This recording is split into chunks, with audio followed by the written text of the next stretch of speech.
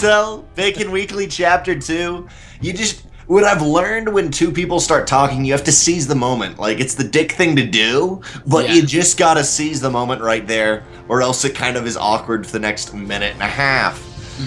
Otherwise, it's still been awkward for the last minute. We are at the 53-second mark, and here, in the top left-hand corner of the lovely Terraform, playing for, I believe, Herald's Esports, or Heralds of Esports, it is MagicRover. That should be a really cool clan name. You're a Herald of Esports, like you right ahead. Like, hey, Esports! He's like carrying it on his back, man. Just The entirety of Esports, every single person. And this guy, not quite a herald himself, but he has been bringing it pretty much every weekly. It is the Orange Protoss, Seigifried. Seigifried. But I feel like Seigifried. I know. I mean, he's been here every time. We should totally ask him. Be like, yo, what's the correct way to pronounce your name? You know, like, it's Seigifried. I don't know if you guys have been saying this entire time. Have you been saying it wrong? No. I'm not sure. I know he is from North America. Okay. Actually, I take that back. No, MagicRover is French. I know that. Seigifried, I don't know. Because in different ASL tournaments, when we were doing Prime qualifiers, I remember talking to both of them, and both of them like getting up at crazy hours in the morning to try to qualify in Korea or try to qualify in North America, whatever it be, to try to do something. What is our first big deviation we see here, Tempo? Well, as we look at both of these, where's the core here? Yeah, I was gonna say, getting a lot later of a core here from MagicRover, but it is because he did opt to go for a double gas. Oh, but he's getting two in each, so Seigifried took a much later gas than MagicRover did, and you would notice there, just because of the cybernetics core coming down a little bit earlier here for Seigifried. And I wonder where he will go from there, you know? It's, I don't see any probes on the map just yet for MagicRover. It is in the base, though, of Seigifried, so you could go for some kind of proxy, but it doesn't look like he's trying to hide it, and I don't think he's actually gonna go for it. For now, it doesn't look like any proxies, nothing of the sort, at least for now. And Seigifried, we do see here, he's getting a very nice scout, sees the 2 and the 3, I guess 3 and 3 gas now, and even though I normally say this is for Stargate, from Seigifried going the gas into the second gas and not putting them down at the same time is normally what I've seen out of Blink Stalkers. He'll prove me wrong, though, because it will be a robotics facility for him, while MagicRover will go Stargate. I like that they're not doing the same thing. Very much, how do I want to counter my opponent within my own tech? But like you were mentioning, Tempo, Stargate always forces out a reaction. If they both went Robo, it's okay. If one went Robo, one didn't, it wouldn't still be a reaction. You could maybe get away with gateway units. For now, though, we'll do that. And here's the Zealot Scout. Will it not see it? It doesn't. Oh, it sees it. It sees it, and he clicks on it, too. So even though he doesn't get any kills, he gets that crucial information. And when you do go Robo, you do have to be careful for Oracles. And now that he knows that, he can play it a bit safer. He knows that it's not going to be DTs, at least yet. So how is he going to react here, you know? 3 gateways. An Observer coming out first, actually. So it's a very, very safe opener from Seigifried. And I mean, is he going to try to expand off of it and, you know, try to deflect the Oracle and then expand and hope that there's not any kind of follow-up? You do see out of MagicRover adding on 2 more gates. He's going for the Oracle, and it's a little bit interesting situation. As you mentioned, the Oracle maybe is slightly more defensive than you could see in other positions. I sometimes like Phoenixes this early because they, obviously from Seigifried, we only see 1 Stalker. Easily the Phoenix can just 100% negate that Stalker in little kind of weird things like that. For now, though, MagicRover is just going to try to be getting probe kills, and I think neither of them are going to be looking for a natural base, at least anytime soon. Maybe Seigifried to compensate for him not going Stargate, but we'll see how that goes down. There's the photon overcharge. And is going to get 1 kill, that Oracle. Does have to get out of there. And now it is going to be an expansion coming out of MagicRover, realizing that he can't really get any damage done. And what does he drop after it? Because I don't know. He saw the Robo, so he knows exactly what tech that Seigifried is going for. And he decides to drop a Robo of his own, while Seigifried drops down a Twilight Council. which is a pretty reasonable response for a Stargate opener. Oh, getting that probe though. I think this build was planning on going into Stalker or at least Blink a little bit earlier, but it did force out some of these early Stalkers. And I think it also did an Observer. Yeah, it was an Observer from Seigifried's really cutting into his gas income, not allowing him to get the Twilight as soon as he wants to, and may actually be able to pick that off. It's back and forth. Both players do opt for the natural base, and essentially MagicRover says, you know what? I don't want to risk that pressure. If you can get a snowball going from when you kill the very first Stalker, something can happen. For now, though, both of them saying, you know what? We're not going to risk it. Getting up to a nice worker count, but now MagicRover, he is incredibly ahead economically. Yeah, he got that expansion so much quicker, and he's just sitting on more probes right now, and he's going to be setting up for a very safe kind of composition, getting the Immortals out, and it should be perfect for Blink Stalkers, even the Oracle going back in, getting 3 more kills. And what does that say to you, though? Like, when... I guess it's kind of expected, almost, when there is a Stargate opener, then you try to go Blink off of it. The fact that MagicRover going for Immortals after that is going to kind of make the Blink Stalkers not as effective, but it still can get a bit of damage done. It's just not really the ideal composition that you would... It's not ideal, but because it is at the 9-minute mark already, and MagicRover, he's got Immortals out himself. I think mass just Blink Stalker. Yes, you can kill the Oracles, but that is how much you would commit to kill 2 Oracles. Yes, they're annoying. At the same time, though, I don't think that's worth it. I like mixing in some Immortals here, and either way, I believe Seigifried was going to go Blink in this matchup, but it just happens. Cool, my Blink now counters your air. Still, though, he's going to be kept at home and not going to be aggressive with that Blink like he would have wanted to be. Yeah, I mean, he's just kind of chilling out. Getting some more probe kills is this Oracle, but oh, he's going to get the greedy play, and potentially he could lose it. He's actually not safe. That Oracle is not safe. One more shot and it is going to go down. But it is going to survive. And yeah, MagicRover's running away with this economically. 40 probes almost to the 30 of Seigifried. And not only... Yeah. I was saying, not only like worker-wise, but with keeping the Oracles alive, he has so many revelations that he can use. There it is, going right down on the army, and with Oracles, there's such a big utility like Sentries, and they buy you time, or at least it's Oracle Sentry. That is so many things you can come out of that, and for now, I mean, MagicRover, he's in the best position, not only economically, as you said, but double revelation. The army, no time is going to move out. It's still going to be a very long time till anything happens on Seigifried's side of the map, but he's the one that has to make something happen. He does, you know, just being so far behind like this and investing in Blink, and it's not getting anything done. So that could have been some more tech, depending on how he did want to go about it. We're seeing MagicRover just continuing to move further and further up along the tech tree, dropping Robotics Bay, and just now getting the Twilight Council, but I assume that's mainly for the upgrades. We may see Charge as well, but this is really looking good here. Even feeling comfortable enough to get a 3rd. Like, you know, the kind of situation that Seigifried is in. What are you thinking here as we do go into this late game? You know, do you think that MagicRover is teching a little too hard, getting too comfortable, or is he just has every right to do so? I think he has every right to do so, because it's not as in all his minerals are in economy. As you guys can see, he's got 4 Immortals. 4 Immortals.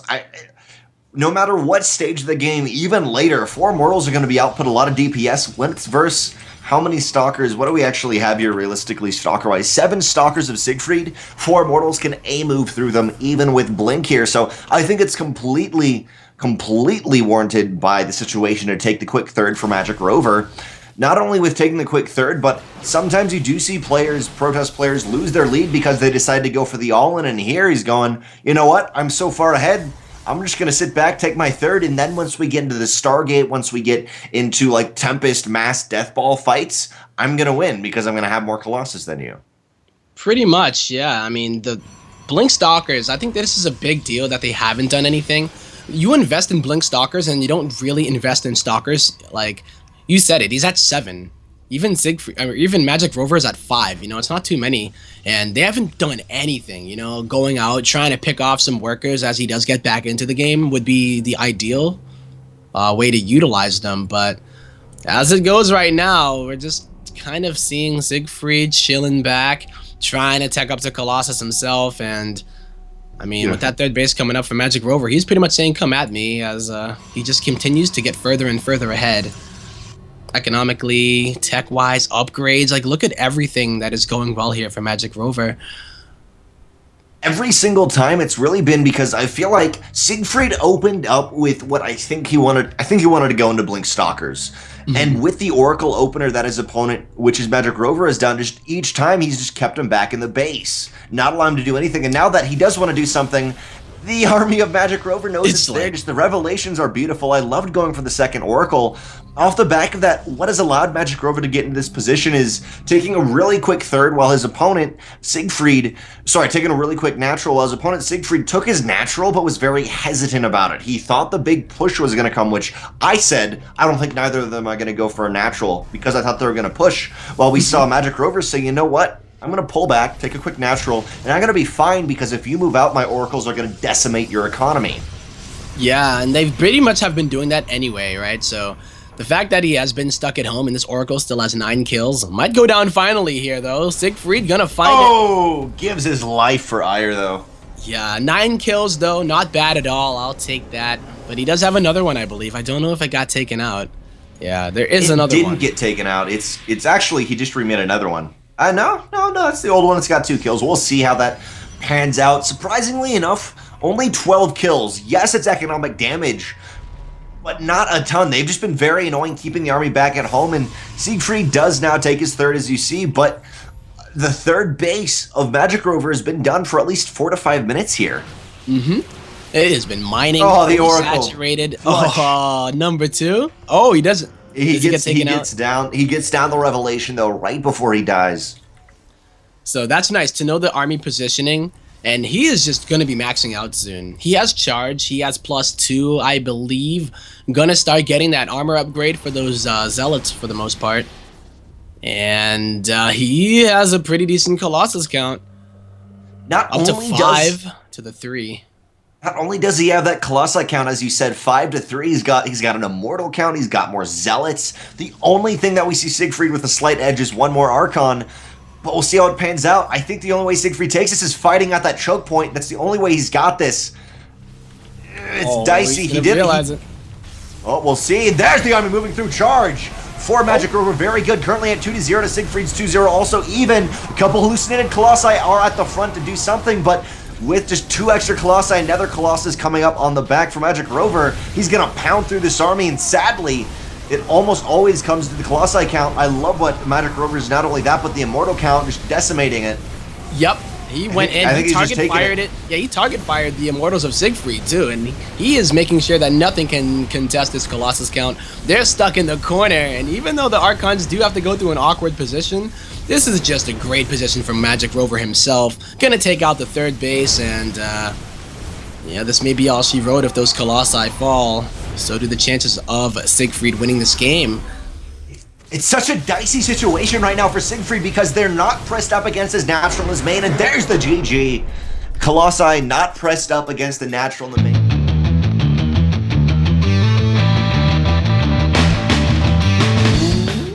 Welcome to ASL Bacon Weekly Chapter 2.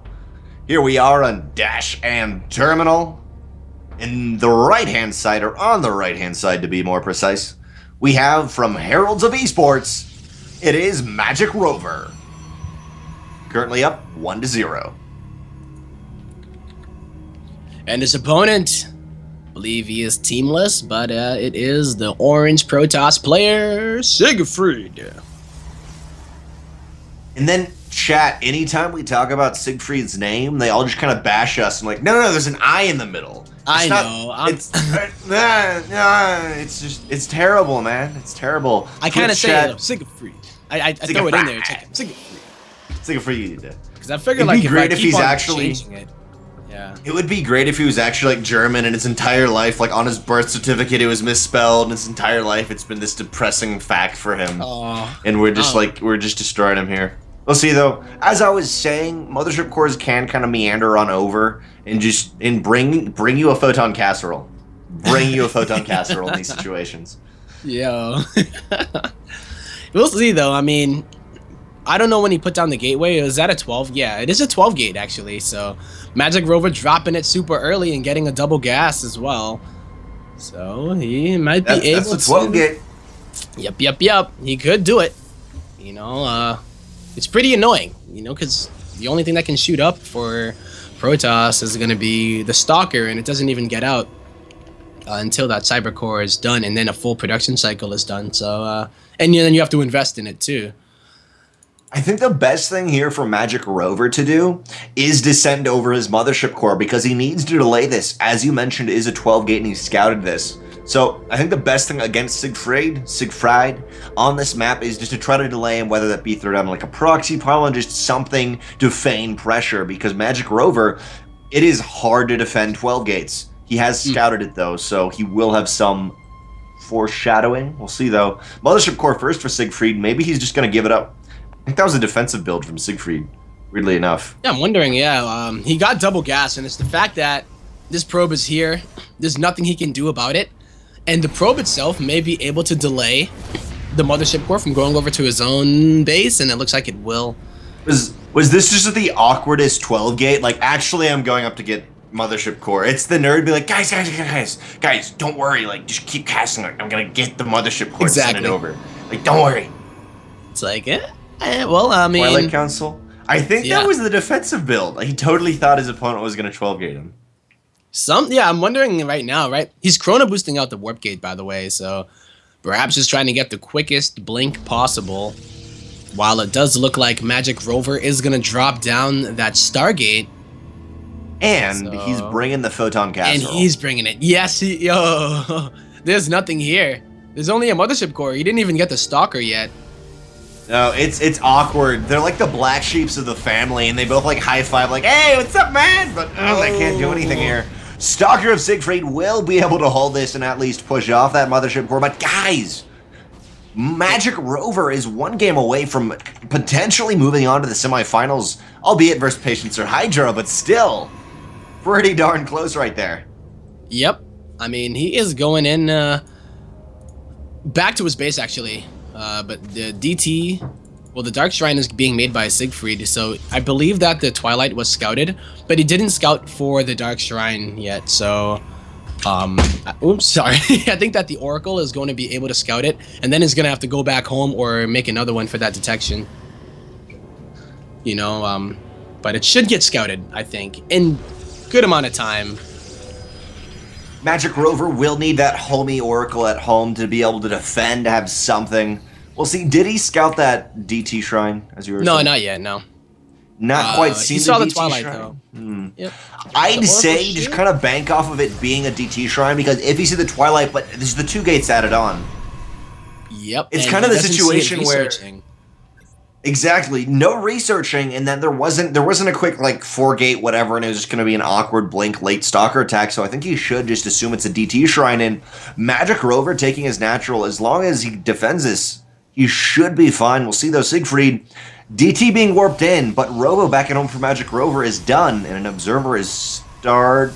Come on, there it goes. There it is.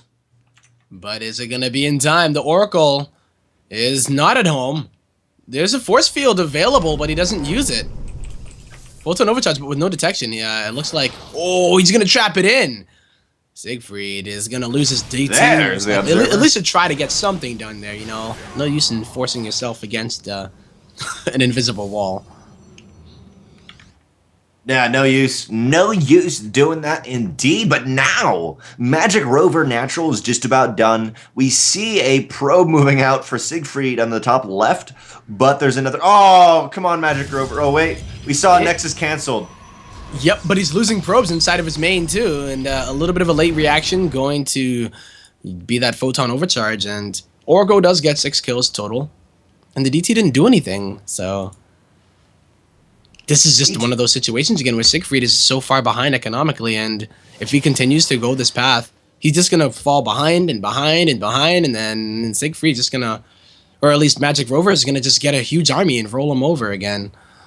MagicRover, as we saw in his first match, which was a PvZ versus Nerlus, really just taking an economic lead, not even necessarily early, but securing himself that lead and then playing safely has worked out very well for him. And after a 12 gate into DTs into charge, after you defend any of that, you're pretty much fine.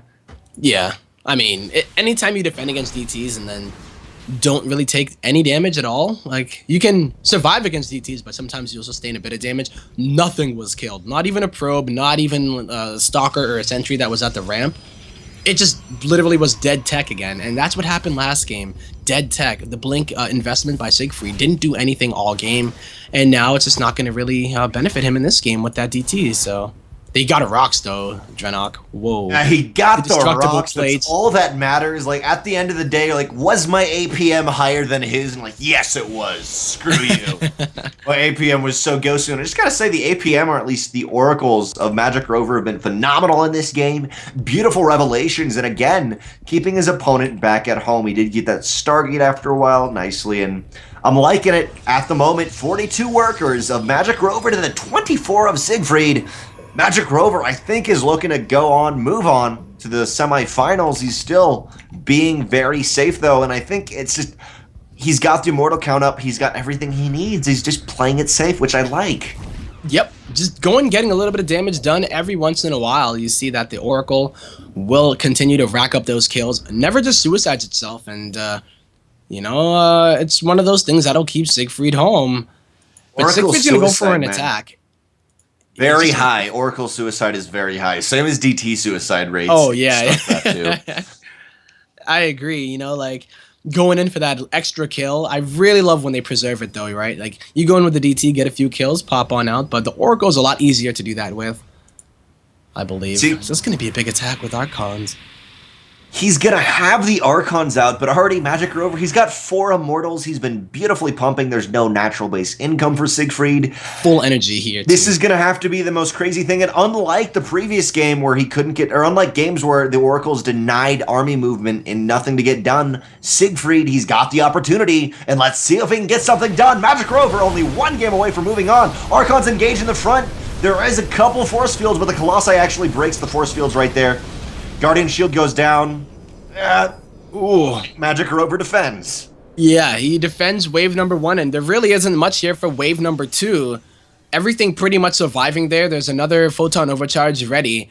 And with all those Immortals, even though they don't do the extra damage to the Archons, it's like, they soak up so much damage, and the position that he's trying to attack into, Seigifried, isn't really that favorable for Archons, and MagicRover is going to make it even worse here for Archons with those double pylon. Just for that surface area. Definitely just such a hard area to get into. Not only that, as we did see, we have charge for Seigifried, but the Zealots that are just going to get thrown up against those pylons. We see no workers, nothing being made for MagicRover because now he's got a beautiful 2-base economy. Why throw that away? He's playing it safe, and there he spots the army, more stuff warping into Archons, and I almost feel like maybe DT's going around the back and hitting the back of MagicRover's natural. Something, position-wise, maybe he can get something done, DT's, but going head-on, it's not going to work. Let's see that tempo. Really, yeah, he's going for it. So close to moving on, but Seigifried, can he take it back? 2 Colossi already out. Extended Thermal Lance is not done, but nevertheless, they are being defensive, which means they will be in a fantastic position, and he's got to go for an attack to the back of the base. It's the one thing with this, and then the revelation.